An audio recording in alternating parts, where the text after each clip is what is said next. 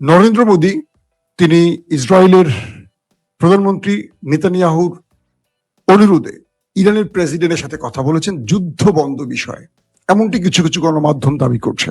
তারা বলছে নরেন্দ্র মোদী তার যে বক্তব্যটি সেটি ছিল ইসরায়েলের নেতানিয়াহুর, অর্থাৎ নেতানিয়াহু মোদীকে ব্যবহার করে যুদ্ধ থেকে বাঁচার চেষ্টা করছেন।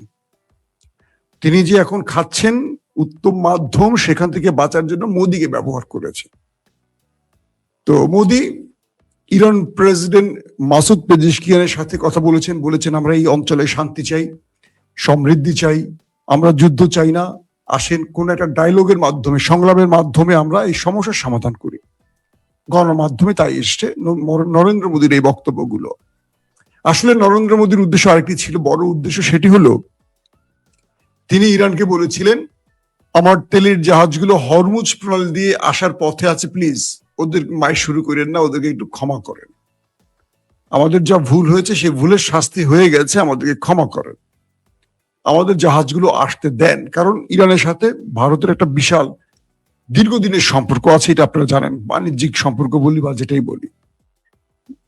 গতকালকে একটি খবর দিয়েছিলাম যে ভারতের দিল্লিতে একটি যৌথ ড্রোন কারখানা বা অস্ত্র তৈরির কারখানা ইসরায়েল এবং ভারতের, সেখানে একটি অ্যাটাক হয়েছে। অ্যাটাকটি কারা করেছে স্পষ্ট না, বাট অ্যাটাক হয়েছে এবং সেই অ্যাটাকে 52 জনের মতো ওপারে চলে গেছে এমন তথ্য আসছে। ব্যাপক ক্ষয়ক্ষতি হয়েছে সেখানে। ইসরায়েলি এবং ভারতীয়দের বেশ কিছু গুরুত্বপূর্ণ ব্যক্তি ওপারে চলে গেছেন। এই খবরটি কিছু কিছু জায়গা থেকে, সোর্স থেকে পেয়েছিলাম। জানি না এটা কখন বড় আকারে ফ্রেমে আসবে বা এটা ভারতের বক্তব্য কি শেষ পর্যন্ত। কিছু কিছু বক্তব্য এসছে ভারতে এটা ব্যাপারে কঠিন প্রতিশোধ নেবে এমন খবর আমরা পেয়েছি। তো নরেন্দ্র মোদী মূলত ভারতকে তার তেলের রাস্তা খুলে দেওয়ার জন্য আবেদন করেছেন, ফোন করেছেন। এই মুহূর্তে একটি কথা মনে রাখবেন, ইরানের প্রেসিডেন্ট মাসুদ পেজিশকিয়ান কার্যত বাংলাদেশের প্রেসিডেন্ট শাহাবুদ্দিন চুপুর মতো, তার কোনো ক্ষমতা নেই এই মুহূর্তে, নির্বাহী ক্ষমতা তার হাতে নেই, পুরোটা কন্ট্রোলে মুস্তফা খামেনির হাতে, কারণ দেশে এখন যুদ্ধ চলছে। 2 নম্বর বিষয়, বাংলাদেশের শাহাবুদ্দিন চুপু, তিনি শেখ হাসিনার আমলে শেখ হাসিনাকে মাথায় তুলতেন, আর বিএনপির আমলে তিনি শেখ হাসিনাকে এখন ফ্যাসিস্ট বলছেন। তার মানে তিনি একটা কাঠের পুতুল, এই পুতুল থাকতে তিনি পছন্দ করেন, কারণ এই লোকটা করাপ্টেড লোক। এই লোকের বিরুদ্ধে অনেক অভিযোগ আমি ব্যক্তিগতভাবে পেয়েছি। উত্তরাতে একটি বাড়ি দখলের অভিযোগ পেয়েছি, গুলশানে একটি বাড়ি দখল করে তার সন্তানকে দিয়ে ক্যাফে হাউস বানিয়েছেন এই ব্যক্তি। বিভিন্ন জায়গায় তার প্রচুর অবৈধ সম্পত্তির টাকা পয়সার খবর আসছে। এইটুকু বাঁচাতে হলে প্রেসিডেন্টশিপ তার খুব দরকার। এখন বিএনপি তাকে যা লিখে দিচ্ছে তিনি তাই বলছেন, আবার আওয়ামী লীগের সময় যা লিখে দিচ্ছে তিনি তাই বলতেন। ভবিষ্যতে জামাত ক্ষমতায় আসলে বা এনসিপি ক্ষমতায় আসলে তাকে প্রেসিডেন্ট রাখলে যা লিখে দিবে তাই বলবে। এই ব্যক্তির মতো ইরানের বর্তমান মাসুদ পেজিশকিয়ানের অবস্থা সেখানে। তিনি সিদ্ধান্ত নেওয়ার সুপ্রিম কেউ নন, তারপরও তিনি ভারতকে বলে দিয়েছেন যে ইরান এই মুহূর্তে যুদ্ধে আছে শত্রুর সঙ্গে, কোনো সংলাপ নয়, আমাদের যে ক্ষতি হয়েছে সেই ক্ষতি এবং আমাদের যারা শহীদ হয়েছে তাদের প্রতিশোধের পর আমরা সংলাপের চিন্তা করব। তার মানে ইরানের বক্তব্য একদম স্পষ্ট হয়ে গেছে, এখানে আর দ্বিতীয় কোনো কথা নেই। আসেন তারপরে গুরুত্বপূর্ণ খবরটি কি, মুস্তফা খামেনি প্রকাশ্যে এবার বক্তব্য রাখলেন, দুর্দান্ত বক্তব্য দিয়েছেন। তিনি বলছেন যে আমাদের সাথে কোন রাষ্ট্রের বিরোধ নেই, তবে যারা আমাদের উপর হামলা করেছে সেই বাহিনীর উপর আছে। ধরেন মার্কিন সামরিক বাহিনীর কথা উল্লেখ করছেন বা ইসরায়েলের বাহিনীর কথা উল্লেখ করছেন। মুস্তফা খামেনি বলছেন যে আমরা সেই সব জায়গায় টার্গেট করছি যে টার্গেট থেকে আমাদের দেশের উপর হামলা হয়েছে। আমরা কোনো নিরীহ মানুষকে মারছি না, আমরা আমেরিকার উপরও হামলা করিনি, আমরা কোনো রাষ্ট্রের সাধারণ পিপলের উপর হামলা করিনি। যেমন ইরানে 1500-র উপরে মানুষ মারা গেছে, কিন্তু অন্য রাষ্ট্র বলতে পারবে না যে আমরা কোন সিভিলিয়ানদের মারছি, একটা প্রমাণ তারা দিতে পারবে না। আমরা আমাদের শত্রুর টার্গেটে মেরেছি। কে বলছেন? মুস্তফা খামেনি। তিনি বলছেন এই যুদ্ধ থামবে না যতক্ষণ পর্যন্ত আমাদের শহীদের রক্তের বদলা না নেওয়া হবে। এই যুদ্ধে মুস্তফা খামেনি কজনকে হারিয়েছে? বাবা, মা, বোন, ভগ্নিপতি, নিজের স্ত্রী, নিজের সন্তান, বোনের সন্তানদের। বুঝতে পারছেন কত প্রিয়জন হারিয়েছেন, মোটামুটি পরিবার সব হারিয়েছেন। তারপর তিনি বলছেন যে আমার কাছে পরিবারের রক্তের বদলা নয়, ইরানের জাতির রক্তের বদলা।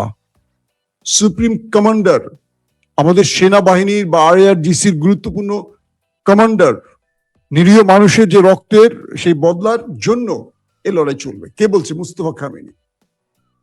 এমন একটি জায়গায় তিনি জাতিকে জানিয়েছেন যে আমাদের এখন ঐক্যবদ্ধ থাকতে হবে, আমাদের মধ্যে আর কোনো বিরোধ চলবে না।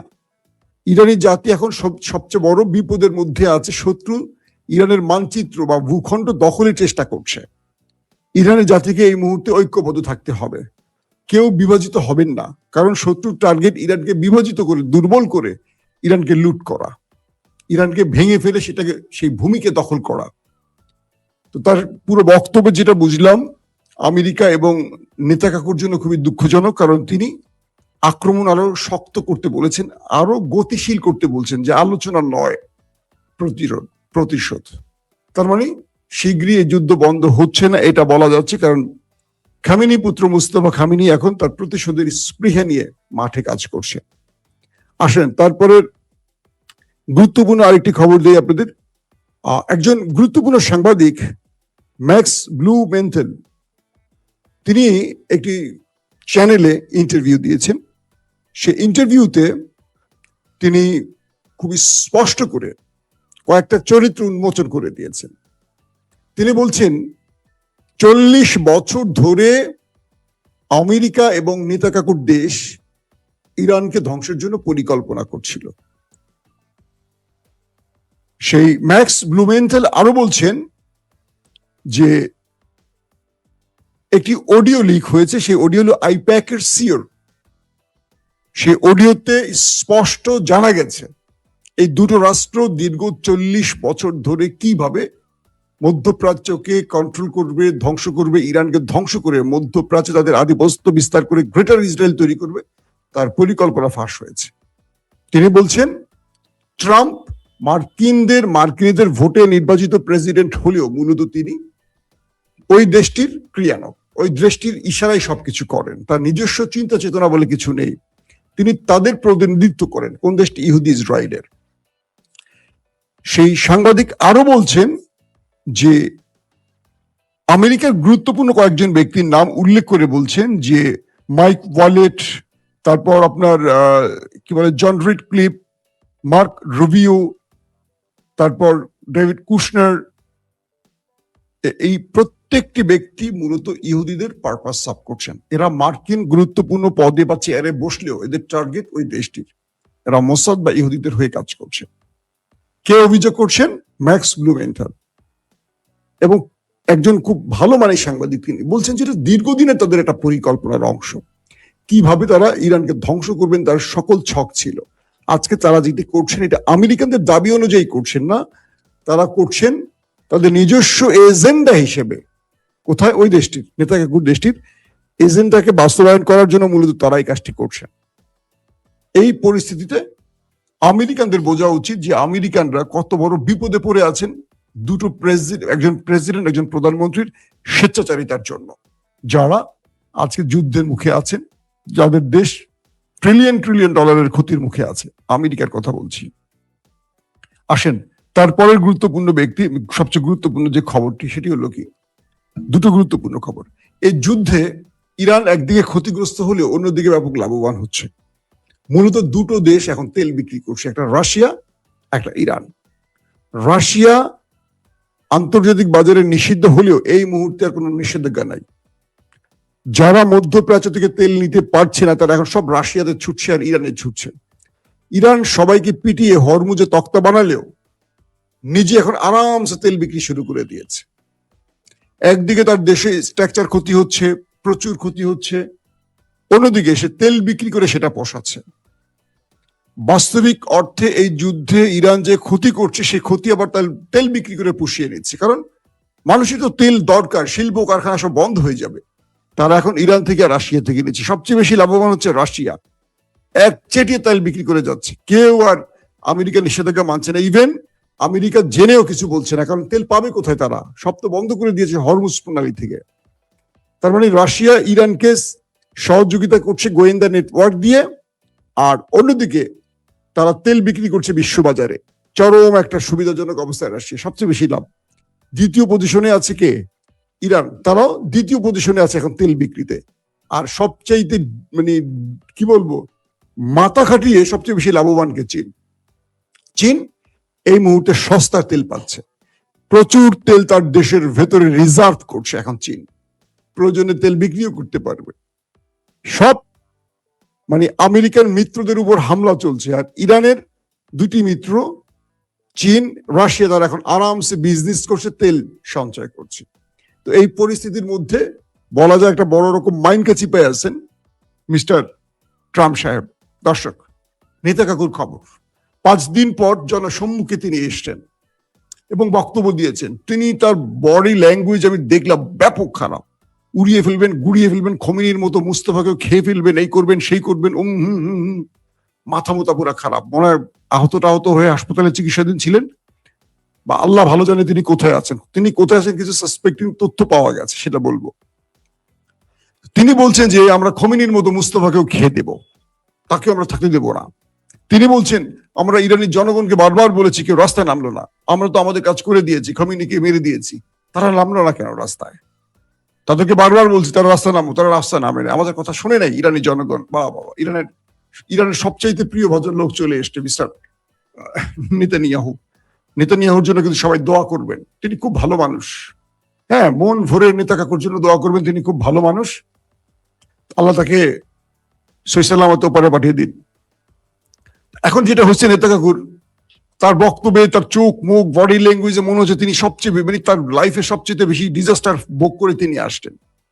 তার এই পুরো বক্তব্যটিতে সাংবাদিকরা তাকে অনলাইনে প্রশ্ন করতে পেরেছে, সামনে না।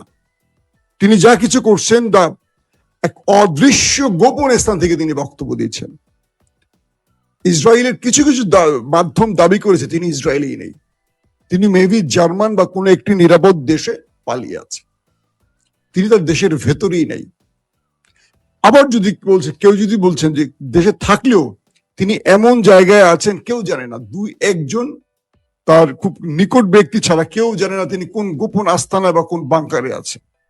কারণ খামিনিকে হত্যার পর তার বাড়িতে তার রাষ্ট্রীয় কার্যালয় হিট হয়েছে, বলা হচ্ছে তার ভাইও মারা গেছে, তার অনেক নিকটজন মারা গেছে। ব্যাপক ধোলাই চলছে। ইরানের আক্রমণ দখলদার দেশটির 6,500 ভবন ধ্বংস হয়েছে, বুঝতে পারো, 6,500-এর উপরে ধ্বংস হয়েছে। তো ইরানের মূল টার্গেট এখন আমার নেতা কাকুকে খুঁজে বের করে তাকে সহি সালামতে উপরে পাঠানো। এখন সেই জন্য নেতা কাকু তার জীবন বাঁচাতে, অনেকেই বলছেন তিনি সাগরের কোনো জাহাজে অবস্থান করছেন, কেউ কেউ বলছেন তিনি জার্মান বা ইংল্যান্ডে আশ্রয় নিয়ে গোপনে আছেন, কেউ বলছেন তিনি মাটির অনেক গভীরে আছেন গোপনে, সেখানে তিনি বেরোন না। আজকের যে ভিডিও বার্তাটি সেটিও ছিল একটা গোপন স্থান থেকে, তার মানে তিনি তার রাস্তায় না থাকার সম্ভাবনা বেশি, তিনি দেশ ছেড়ে পালিয়ে গেছেন। বুঝতে পারছেন, দেশের সুপ্রিম লিডার তাকে বারবার হত্যার হুমকি দেওয়ার পরও তিনি তার কার্যালয়ে মারা গেছেন সপরিবারে, তিনি পালিয়ে যাননি। আলী খামিনির কথা বলছি, পুরো পরিবার, সন্তান, নাতি পুতি, সন্তান সবাইকে নিয়ে তিনি একসাথে ছিলেন, এবং সেখানে মুস্তফাও ছিল। মুস্তফা বেঁচে গেছেন আহত হয়ে, তিনি এখন আহত আছেন বাট মোটামুটি সুস্থ আছেন। তো বোঝেন কে ভীতু, আর সে পুরো পরিবার নিয়ে নিরুদ্দেশ হয়ে গেছেন, তার বাড়ি তো নেই। এই হলো সাহসী ব্যক্তির লক্ষণ। দর্শক, সবচেয়ে বড় খবরটি দিয়ে শেষ করবো, যেটার জন্য ওয়েট করছেন। আজকের প্রধান শিরোনাম সেটি হলো মার্কিন যুক্তরাষ্ট্রের একটা রিফুয়েলিং বিমান ওপারে পাঠিয়ে দিয়েছে ইরানি যোদ্ধারা ইরাকে বসে। এই রিফুয়েলিং বিমান কি জানেন? খুব ব্যয়বহুল একটি যুদ্ধ বিমান।